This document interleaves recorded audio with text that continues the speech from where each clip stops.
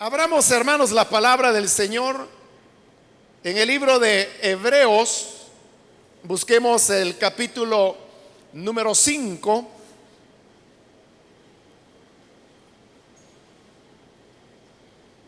Los días lunes estamos estudiando el libro de Hebreos. Y en esta oportunidad corresponde iniciar el capítulo número 5, donde vamos a leer el pasaje que corresponde. Dice la palabra de Dios en Hebreos capítulo 5, versículo número 1 en adelante: todo sumo sacerdote es escogido de entre los hombres. Él mismo es nombrado para representar a su pueblo ante Dios y ofrecer dones y sacrificios por los pecados. Puede tratar con paciencia a los ignorantes y extraviados, ya que él mismo está sujeto a las debilidades humanas. Por tal razón, se ve obligado a ofrecer sacrificios por sus propios pecados, como también por los del pueblo. Nadie ocupa ese cargo por iniciativa propia. Más bien, lo ocupa el que es llamado por Dios, como sucedió con Aarón. Tampoco Cristo se glorificó a sí mismo haciéndose sumo sacerdote, sino que Dios le dijo: tú eres mi hijo, hoy mismo te he engendrado. Y en otro pasaje dice: tú eres sacerdote para siempre, según el orden de Melquisedec. En los días de su vida mortal, Jesús ofreció oraciones y súplicas con fuerte clamor y lágrimas al que podía salvarlo de la muerte, y fue escuchado por su reverente sumisión. Aunque era hijo, mediante el sufrimiento aprendió a obedecer, y consumada su perfección, llegó a ser autor de salvación eterna para todos los que le obedecen, y Dios lo nombró sumo sacerdote según el orden de Melquisedec. Amén. Hasta ahí dejamos la lectura. Pueden tomar sus asientos, por favor, hermanos.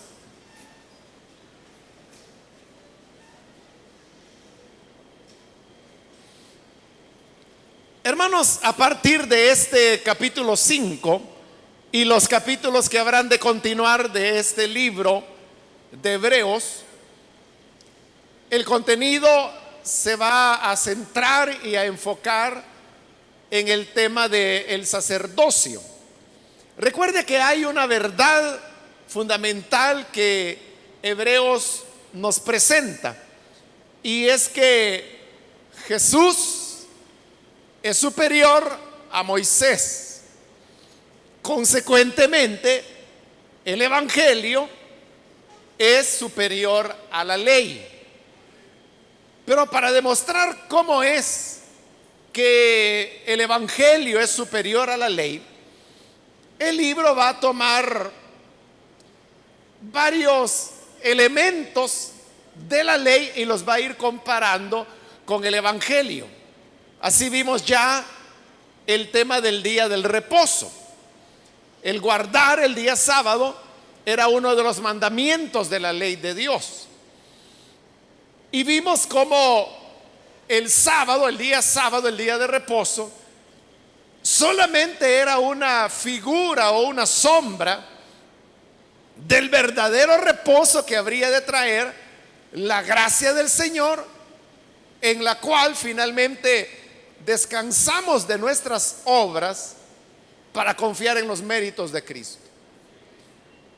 Así como tocó el tema del día de reposo, ahora toca el tema del sacerdocio, porque bajo la ley de Moisés se había establecido el sacerdocio.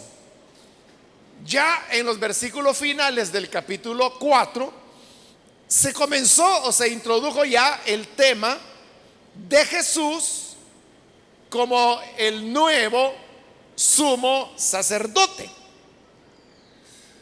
Se dieron ya algunos elementos que vimos en la última oportunidad, pero ahora vamos a ver ya el desarrollo del tema que, como le dije, va a ocupar los siguientes capítulos de este libro de Hebreos.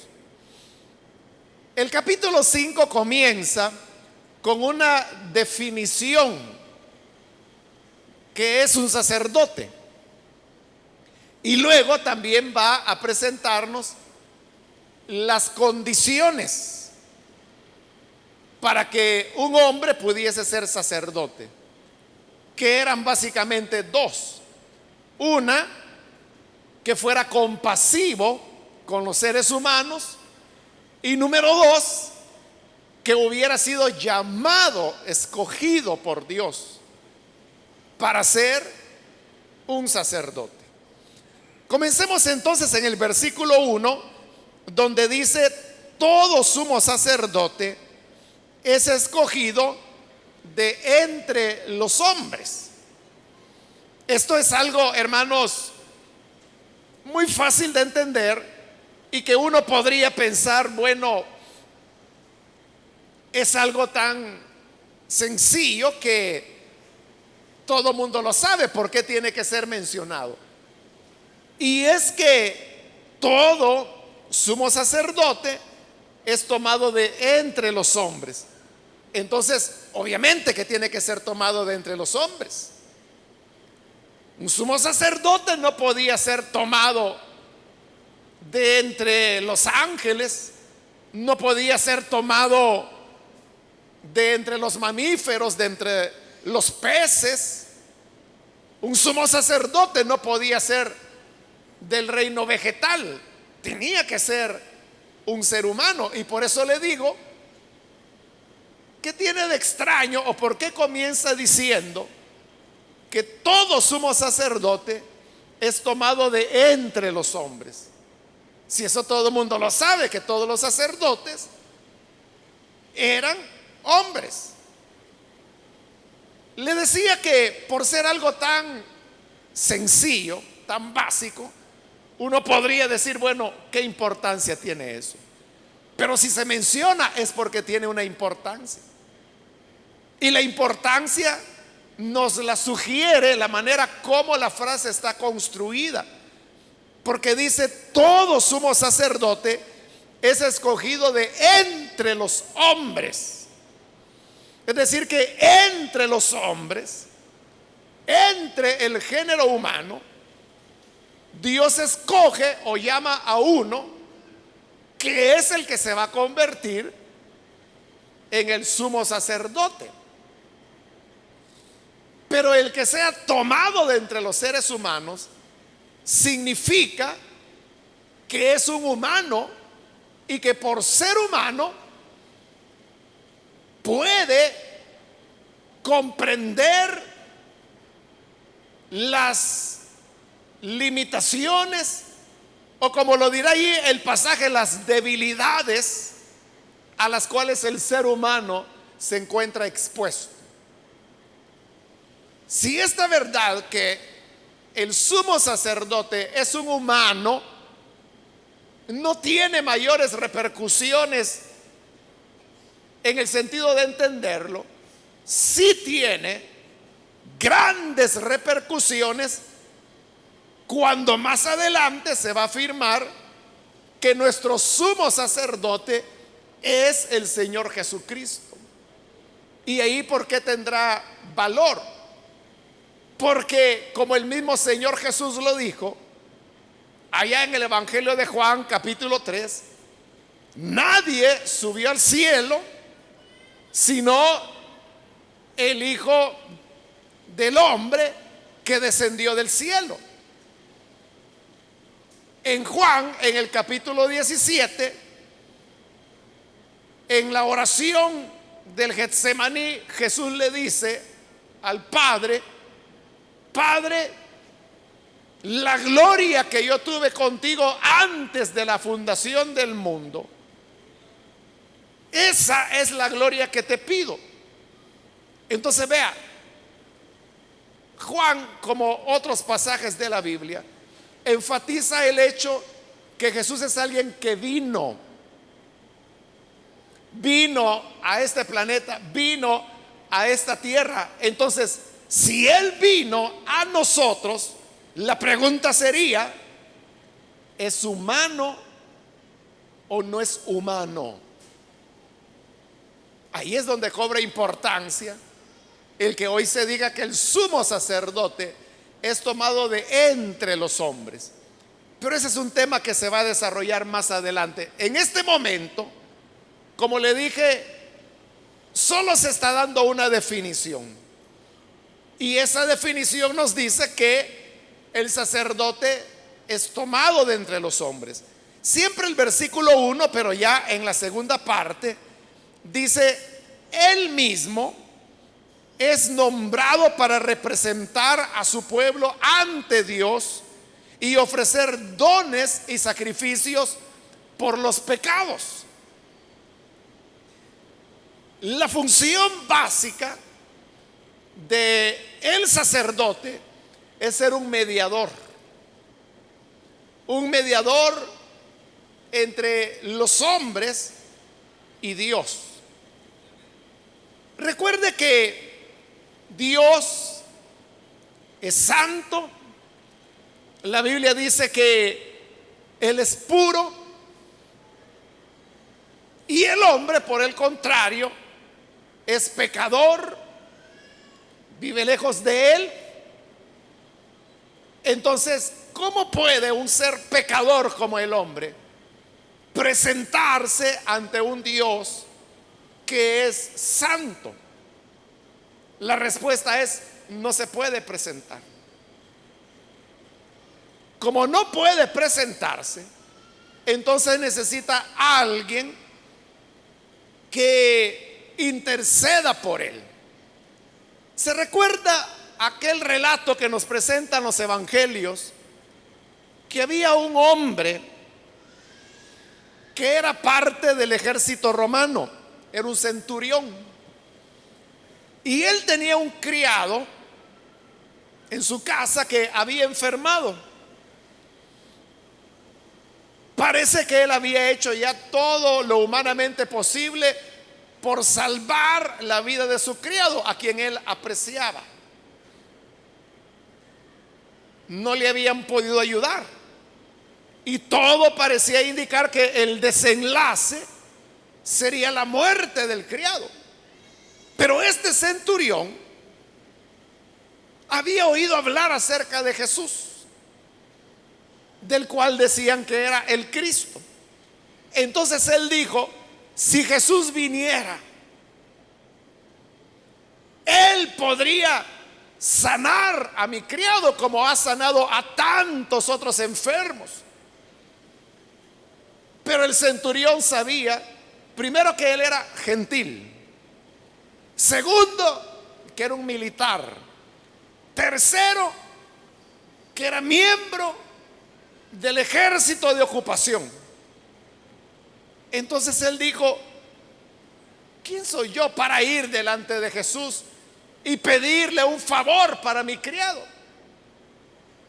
Entonces vea, como él no se consideraba digno, entonces él dijo: voy a buscar mediadores, porque él se consentía no digno de venir personalmente ante Jesús. Entonces él pensó que los mejores mediadores podían ser los fariseos, los doctores de la ley, porque de acuerdo a la religión judía, estas eran las personas más respetables. Él ni idea tenía que esos eran los peores enemigos que Jesús tenía. Pero como no lo sabía, va y les pide el favor a los escribas, a los fariseos, y les dice: por favor, ¿podrían ustedes interceder, mediar, para que vayan donde Jesús y le pidan que sane a mi criado? Y estos hombres le dijeron: sí, nosotros vamos. Y fueron con Jesús y le dijeron de verdad: mira, ahí hay un hombre que él no se atreve a venir porque es romano, es centurión, pero tiene un criado enfermo. Y sabes, él ama nuestra nación, es una buena persona, deberías concederle lo que él te pide. Y Jesús dice: está bien, yo voy a ir. Y Jesús comienza a caminar para ir a la casa del centurión. Pero mientras va a la casa, el tiempo está pasando. Y el centurión en su casa, él está pensando y dice: hombre, yo verdaderamente estoy loco. Estoy loco. ¿Cómo fue que me atreví a decirle a Jesús que viniera a mi casa? Aquí mi casa, de un gentil, de un pagano, si yo no soy digno. Entonces mandó a llamar otra comisión para que mediaran. Le dijeron: miren, vayan, Jesús ya debe venir para acá, pero ustedes vayan y díganle que por favor no venga, porque yo no soy digno que entre bajo el techo de mi casa. Pero donde quiera que él está, yo sé que él tiene tanta autoridad que con una palabra que diga de lejos, mi criado sanará. Y estos otros mediadores fueron en el camino y cabal, Jesús venía y lo encuentran y le dicen: Señor, alto, alto. El centurión nos manda con un mensaje.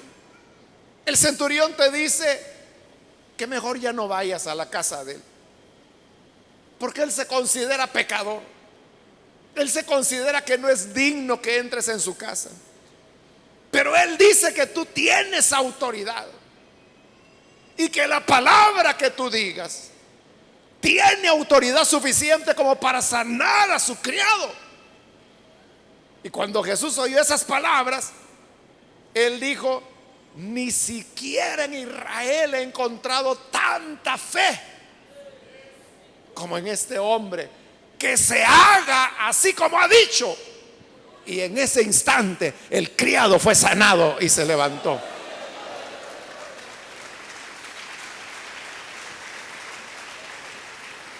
Lo que quiero enfatizarle en ese relato de los evangelios que usted conoce muy bien, no es tanto el hecho del milagro que Jesús hizo. Lo que le quiero enfatizar es cómo el hombre, el centurión, por no sentirse digno de venir delante del Señor, buscó mediadores. Eso es lo que hace el sacerdote. Es lo que dice el versículo 1. Él mismo es nombrado para representar a su pueblo ante Dios. Entonces es como que el sacerdote venía delante de Dios y le decía: mira, el pueblo no viene porque son muy pecadores y saben que tu santidad los va a matar, pero yo vengo representándolos a ellos. ¿Se recuerda cómo eran las vestiduras sacerdotales? En el libro de Éxodo se describen. Dice que una pieza de la ropa o la vestidura del sacerdote era lo que se llamaba el pectoral. El pectoral era una pieza de tela que se tenía en el pecho, por eso se llamaba pectoral, porque cubría el pecho.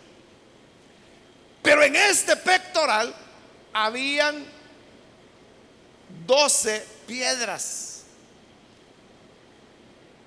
Y eso significaba que cuando el sacerdote venía delante de Dios, cada una de las 12 piedras representaban a las 12 tribus de Israel. Entonces, cuando el sacerdote venía y decía: vengo en representación de todos, su misma vestidura indicaba que representaba al pueblo. Entonces, el sacerdote es un mediador. El sacerdote es alguien que nos representa delante de Dios. Pero como nos representa a nosotros que hemos pecado, entonces el sacerdote debe ofrecer sacrificios, ofrendas delante de Dios, porque es a través de los sacrificios que el ser humano obtiene el perdón de pecados. Y si el sumo sacerdote nos representa a nosotros, él debe ofrecer sacrificios. Y dice el versículo 2, porque recuerde que aquí está en la primera cualidad del sacerdote, y es que tiene que ser compasivo. Entonces, ya definió en el versículo 1 qué es un sacerdote. Ahora en los versículos 2 al 4 va a hablar de las cualidades. La primera cualidad es que tiene que ser compasivo con el pueblo al cual representa. Por eso dice el versículo 2, puede tratar con paciencia a los ignorantes y extraviados, ya que él mismo está sujeto a las debilidades humanas. Ahí se presenta al hombre como débil, no físicamente, sino que débil espiritualmente. Y como es débil espiritualmente, sucede que es torpe para las cosas espirituales. Y por eso es que se le llama al hombre ignorante y extraviado. El hombre vive en una condición de ignorancia y de extravío espiritual. El hombre no entiende la palabra de Dios, no entiende la voluntad de Dios, no entiende a Dios, y por lo tanto anda extraviado todo el tiempo. Y por eso es que el hombre es débil espiritualmente. Es igual, hermanos, que la persona que va a otro país y no conoce el idioma que se habla en ese país. Esa persona se encuentra en una situación de debilidad en ese país porque no entiende. Le pueden hablar y no va a entender. No va a poder leer direcciones. Igual, el hombre que está ignorante y extraviado de las cosas espirituales se encuentra en una situación de debilidad. Pero ¿qué es lo que necesita la persona que está en un país extraño donde él no conoce el idioma? Lo que necesita es alguien que le ayude, alguien que le diga: mire, yo conozco su idioma y también conozco este país, yo le voy a ayudar. Venga, véngase para acá, haga para acá, véngase de este lado, por aquí es la dirección. Alguien lo está ayudando. ¿Por qué lo ayuda? Por humanidad, porque se compadece de él. Eso es lo que el sacerdote hace. Se compadece de los ignorantes y extraviados, de los que han pecado. Se compadece y tiene misericordia de ellos. Y dice que otra razón por la cual se compadece no es que porque los demás son ignorantes y extraviados. Dice que él mismo está sujeto a las debilidades humanas. Como él es hombre, ya lo vimos en el versículo 1, que el sumo sacerdote es tomado de entre los hombres. Entonces él también es otro ignorante y extraviado, es otro débil humano. Y como es débil humano, entonces él sabe y se consciente en su debilidad, aprende a ser misericordioso con los demás. Es lo que Pablo dice en su carta a los Gálatas, que si algún hermano dice es sorprendido en pecado, ustedes que son espirituales, restáurenlo con espíritu de mansedumbre, considerándote a ti mismo, no sea que tú también seas tentado. Hoy pudo ser X hermano, X hermana la que cayó en pecado. Mañana puedo ser yo. Usted sabe que hay personas crueles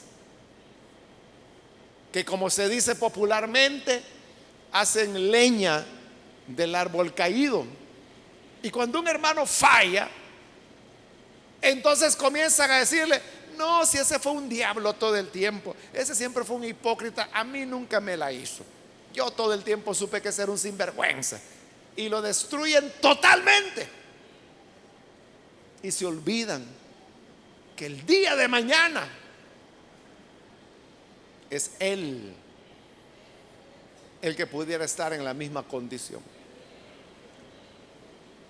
Yo recuerdo, hermanos, un caso que se dio, no aquí, pero en una de nuestras filiales de la misión, de un hermano, hace años ya, cuando aún no habían celulares, como hay ahora por lo menos, pero habían pequeñas grabadoras. Entonces él se daba la tarea de andarle grabando a medio mundo.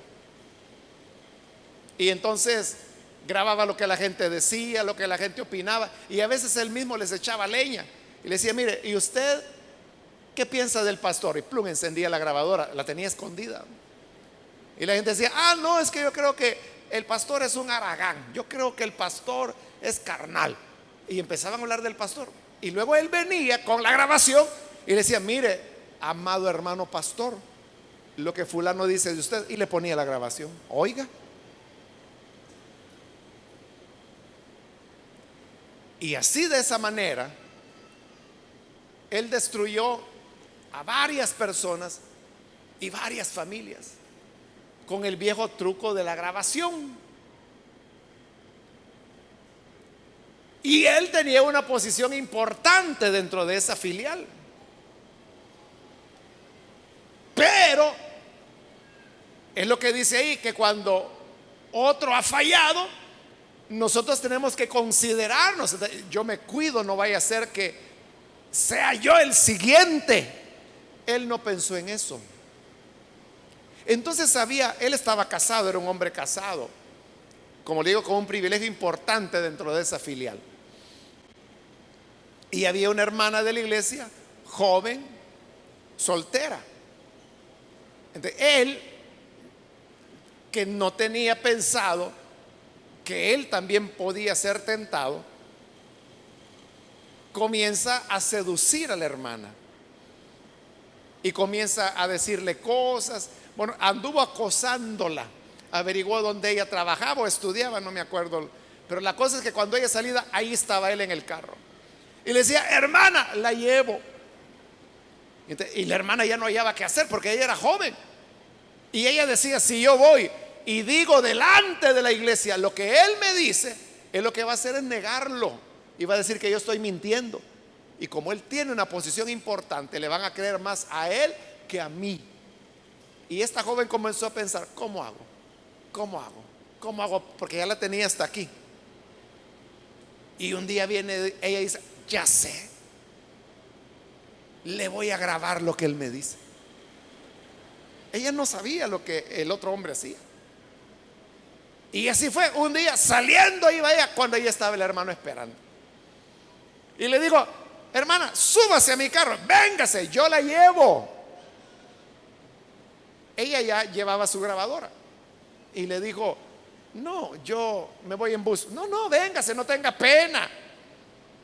O no somos de la iglesia, véngase. Y ella ya sabía que si se subía era para que le dijera de todo.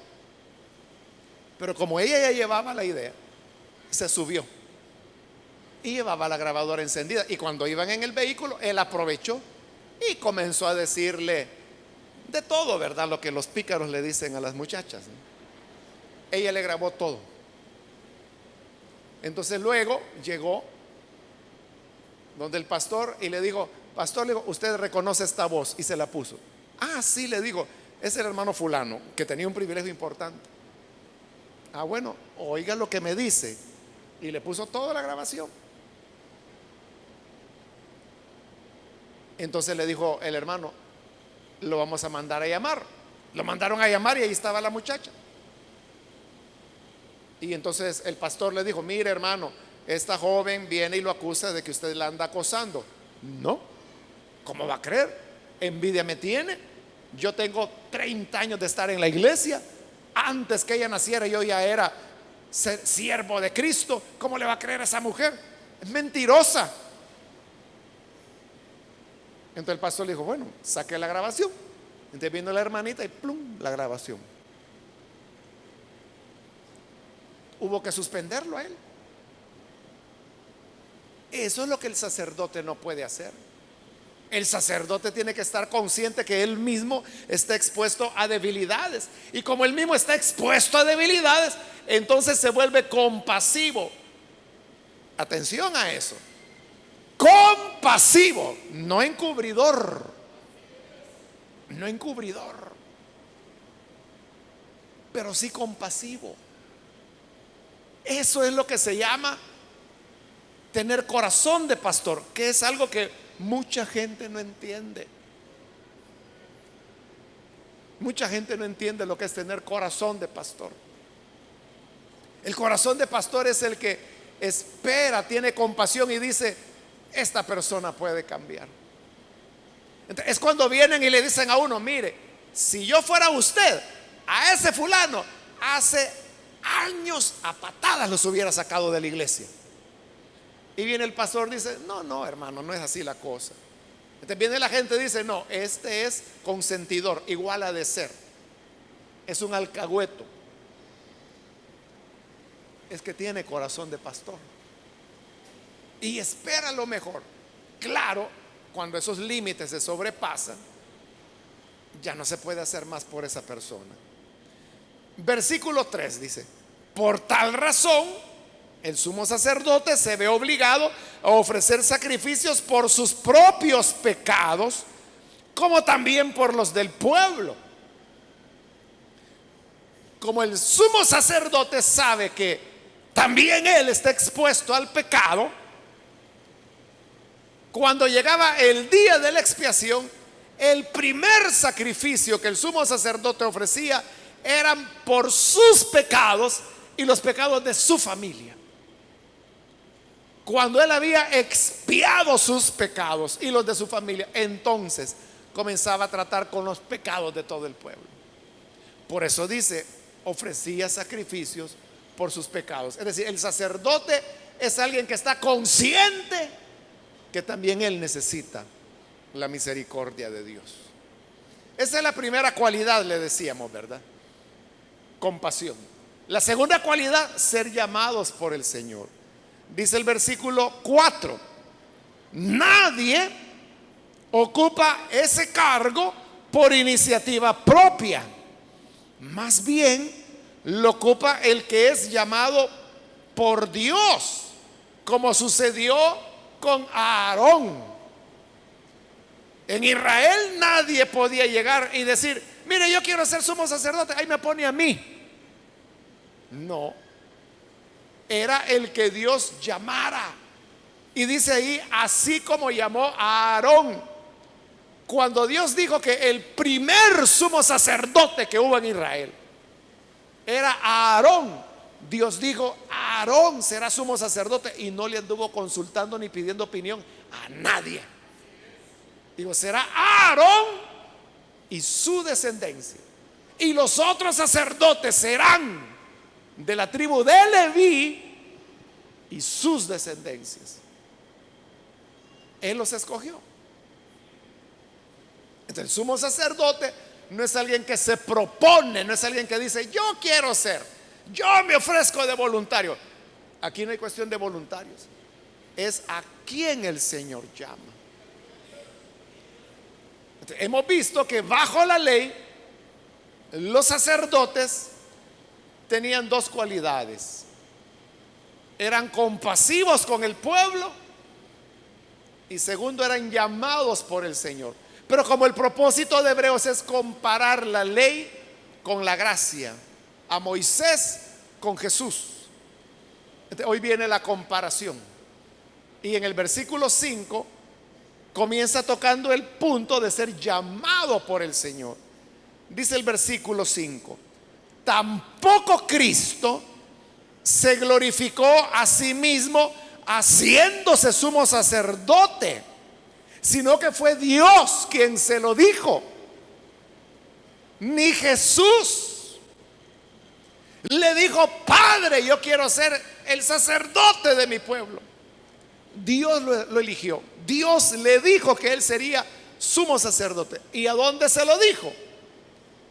Se cita el Salmo 2, que es donde dice: tú eres mi hijo, hoy mismo te he engendrado. Pero usted puede decir: bueno, allí no se menciona el tema del sacerdocio. Ahí lo que dice es: tú eres mi hijo, hoy mismo te he engendrado. Un versículo que fue citado en el capítulo 1 de este libro de Hebreos. Pero aunque no se menciona sacerdote ahí, ¿sabe por qué es importante? Porque si usted lee el Salmo 2, se va a dar cuenta que ese es un salmo de los que se llaman mesiánicos, donde se presenta al Cristo como rey.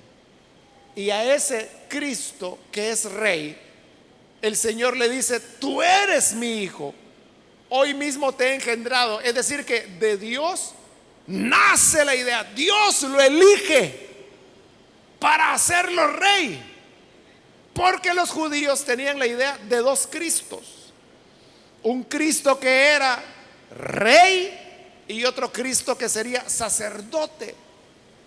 Pero hoy Hebreo nos lleva al punto de decirnos que el mismo Cristo es rey y sacerdote al mismo tiempo. Por eso comienza demostrando que Jesús fue elegido para ser el Cristo rey. Versículo 6: y en otro pasaje, aquí estamos en el Salmo 110, dice: tú eres sacerdote para siempre, según el orden de Melquisedec. Otra vez se está diciendo que el Cristo, que ahora es sacerdote, pero como en los dos pasajes que se están citando se le están aplicando a la misma persona, al Señor Jesús. Entonces lo que se está enseñando es que Jesús es el Cristo, que es rey y que es sacerdote al mismo tiempo. Pero en el tema del sacerdocio, vea que es Dios quien le dice: tú eres sacerdote. Eso, hermano, es como que si yo a alguno de ustedes le dijera: hermano, tú eres diácono. Entonces dice: fui nombrado diácono. O una hermana, yo le digo: hermana, tú eres diaconisa. Dice: soy diaconisa, me nombraron diaconisa. Cuando el Señor le dice: tú eres sacerdote, está eligiéndolo. Es Dios quien determina que él será sacerdote. Pero aquí había un problema. Y el problema era que Jesús no era de la descendencia de Aarón. Y Dios había dicho que los sumos sacerdotes serían la descendencia de Aarón. Y había otro problema más. Y es que, como ya le dije, los otros sacerdotes, que no era el sumo sacerdote, sino que los demás sacerdotes, todos eran de la tribu de Leví y de sus descendientes. Y Jesús no pertenecía a la tribu de Leví. ¿A qué tribu pertenecía Jesús? Correcto. Jesús pertenecía a la tribu de Judá. ¿Cómo podía ser que Dios le dijera a Jesús: tú eres sacerdote, si no era descendiente de Aarón y tampoco pertenecía a la tribu de Leví? el Salmo nos da la respuesta, porque dice: tú eres sacerdote para siempre, según el orden de Melquisedec. Eso que está diciendo ahí Hebreos, que realmente lo dice el Salmo, pero la gente lo leía en el Salmo y no se daba cuenta. Pero hoy que Hebreo lo está aplicando a Jesús, eso es revolucionario, porque está diciendo entonces que hubo dos órdenes sacerdotales. Una era la orden de Aarón. Aarón fue el primero y toda su descendencia eran sacerdotes según el orden de Aarón. Pero Génesis también habla de otro sacerdote que se llamó Melquisedec en la época de Abraham, es decir, cuando Leví ni siquiera existía. Leví vendrá a ser el bisnieto de Abraham. Y cuando Melquisedec se encuentra con Abraham, ni hijos tenía Abraham todavía. Entonces, son dos órdenes diferentes. Quizá, hermanos, para entenderlo un poco mejor, le voy a poner un ejemplo. Dentro de la Iglesia Católica, usted sabe que hay sacerdotes, pero hay distintas órdenes sacerdotales. Por ejemplo, los salesianos, esa es una orden sacerdotal. Los josefinos, esa es otra orden sacerdotal. Los jesuitas es otra orden sacerdotal. Entonces, cuando la gente encuentra un sacerdote, hay más. Yo no sé cuántas órdenes han de haber, pero hay bastantes. Entonces, cuando un católico se encuentra con un sacerdote, puede platicar con él, hacerse amigo, y en medio de la confianza le puede preguntar: mire, señor sacerdote, o padre, como le dicen ellos, ¿verdad? Mire, padre, ¿y usted de qué orden es? Entonces, yo soy salesiano, o soy jesuita, cualquiera de las órdenes que existen.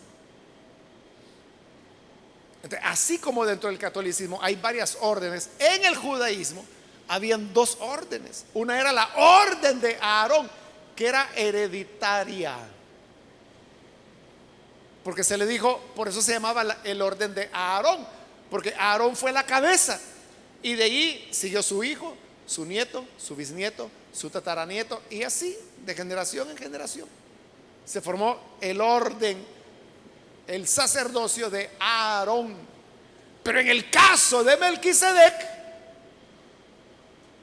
es una orden diferente, porque él no era descendiente de Aarón, porque Aarón ni había nacido.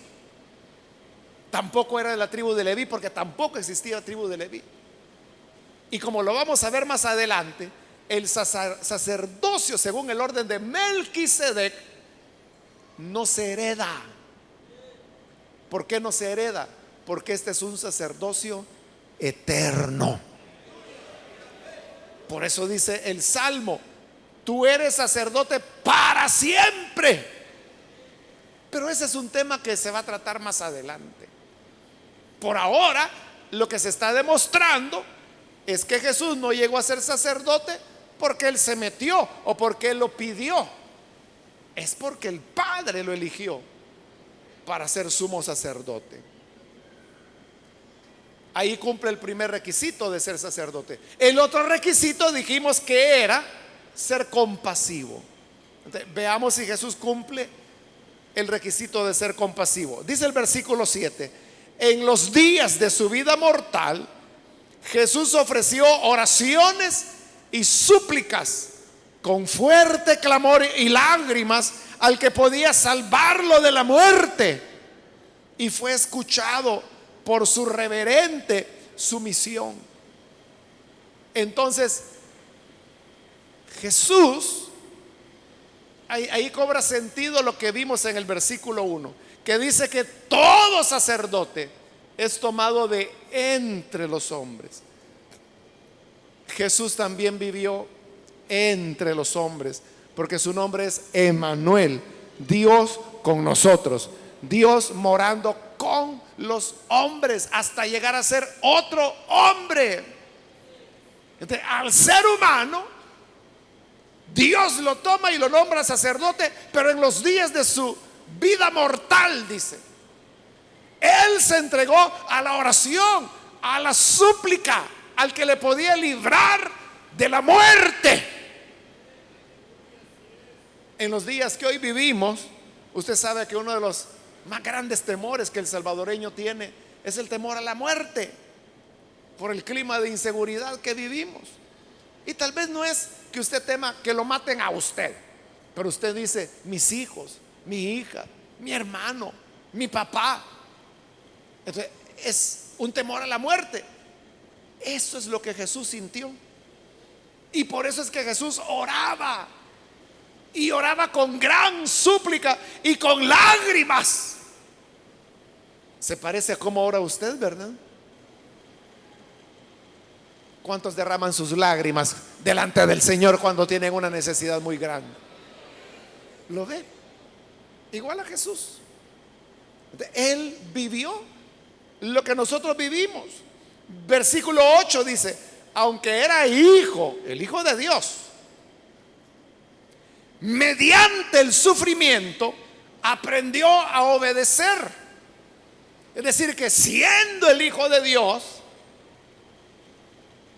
Él sufrió. Y usted sabe que los seres humanos enfrentamos en la vida sufrimientos de diferentes tipos.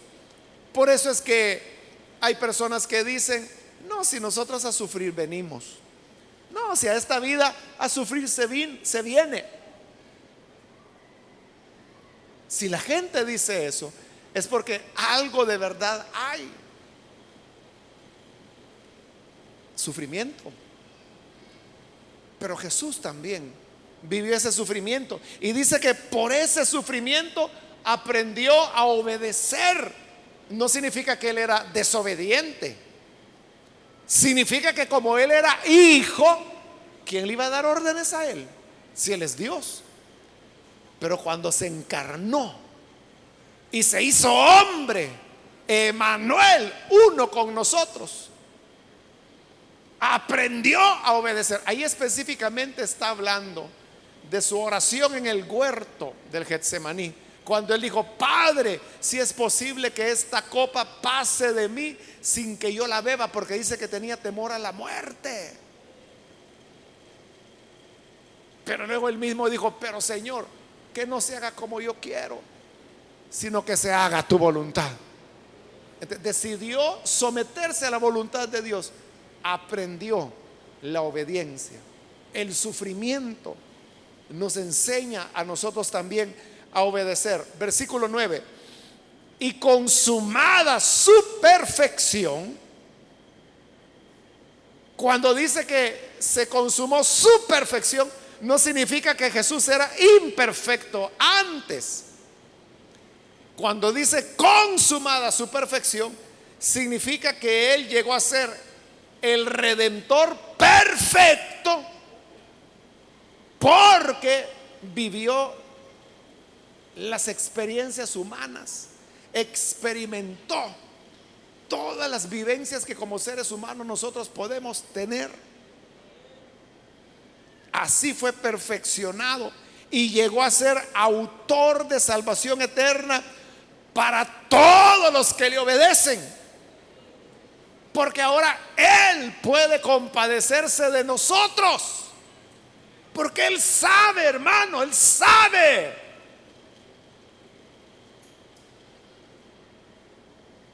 lo que usted vive, lo que usted sufre, lo que usted ora, lo que usted llora. Y termina el versículo 10 diciendo: y Dios lo nombró sumo sacerdote.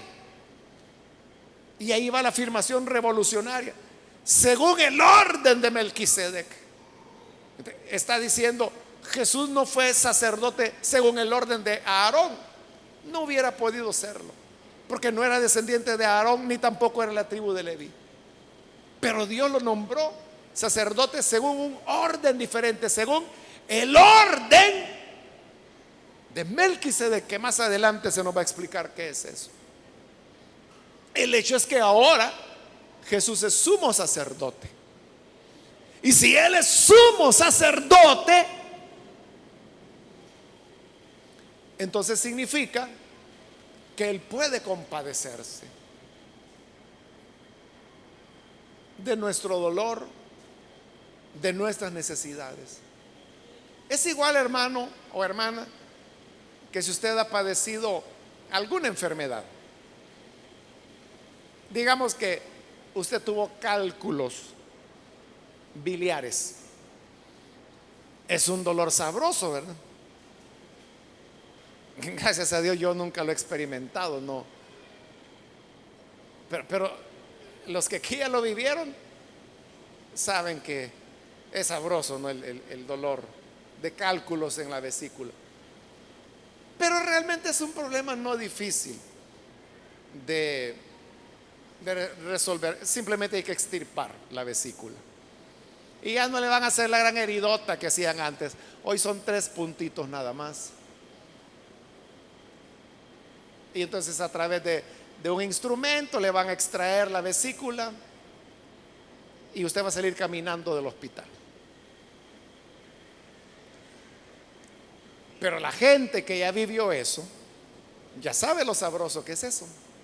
Entonces cuando otra persona viene y dice, ay, ay, ay, hermano o hermana, ¿qué le pasa? Ay, es que viera que el médico me ha dicho que es la vesícula. Ay, yo sé lo que usted siente. No, si a mí ya me operaron. Entonces, el que ya vivió, o sea, porque otro puede decir, ya cállate, hombre, chillón, porque no ha probado lo que es bueno. Un día platicando con un médico que también es cristiano, él me decía que hay escalas de dolor, ¿verdad? Y entonces él me decía que el dolor más intenso que el ser humano puede experimentar es el de los cálculos en los riñones. Ese es el dolor más intenso. El número 2 es el parto en la mujer. Entonces, en el índice del dolor, me decía este hermano médico, el dolor del cálculo en los riñones es el dolor más intenso que el ser humano puede experimentar. El que ya tuvo cálculos en los riñones y viene otro y le dice, es que vea, no aguanto los riñones. Y yo sé que es eso, pero el que no lo ha vivido le dice, no, pues exagerando estás. Tómate una tu aspirina, hombre, se te va a quitar. Qué esperanza. Pero el que ya lo vivió, entonces comprende y dice, no, yo sé, hermano, ¿qué es eso? Hasta valiente es usted. Porque mire, yo lloraba por ese dolor. El que ya vivió, comprende. Cristo, como lo vimos al final del capítulo 4, dice la escritura, que Él fue tentado en todo. En todo. Aunque sin pecado. Entonces, la tentación que usted siente o experimenta, Él la vivió ya. Y por eso Él puede compadecerse y es el sumo sacerdote ideal, porque Él se encarnó. En otras palabras, Él ya estuvo en nuestro pellejo. Un ángel no hubiera podido ser un buen sumo sacerdote para nosotros, porque el ángel no sabe nada del ser humano. No sabe ni lo que es un dolor de muela. No sabe lo que es una tentación, porque ellos nunca han sido tentados. ¿Cómo se van a compadecer? Pero Cristo, que se metió en nuestro pellejo y se encarnó y fue tentado en todo, Él sabe nuestras debilidades, nuestra ignorancia y nuestro desvarío. Y por eso puede compadecerse. Y por eso terminaba el capítulo anterior, y con eso termino yo hoy también, cuando se nos invitaba: acerquémonos confiadamente al trono de la gracia, seguros que íbamos a recibir el oportuno socorro. Porque no tenemos un sumo sacerdote insensible, plancha de mármol. No, Jesús es todo corazón y se compadece, se compadece. Por eso es que cuando la madre que padeció de la vesícula ve a su hija padeciendo de la vesícula, esa madre llora porque se acuerda, porque ella ya probó, ella sabe lo que su hija está viviendo. Así es Cristo. Él sabe lo que tú vives. Si vienes honestamente, sinceramente delante de Él, Él te ayudará y te levantará. Amén. Qué bueno es el Señor. Vamos a orar, vamos a cerrar nuestros ojos. Señor, te damos las gracias por las personas que están aquí al frente, como también aquellos que a través de televisión o radio ahora se unen en esta oración, abren sus corazones para recibirte a ti como Señor de sus vidas. Te ruego, Padre, que puedas perdonarles, darles una vida nueva para que te sirvan, te amen, puedan, Señor, hacer tu obra según tu bondad, según tu misericordia. Transfórmales. Gracias porque tú eres nuestro sumo sacerdote, eterno, fiel, compasivo, que perdona nuestra ignorancia y extravío, se compadece de nuestra debilidad humana y nos restaura, nos levanta. Enséñanos a ser compasivos con la compasión que tú tienes, Señor, por nosotros. Y que así tu pueblo crezca en conocimiento, en servicio y en apego a tu obra. Por Jesús nuestro Salvador lo rogamos. Amén y amén.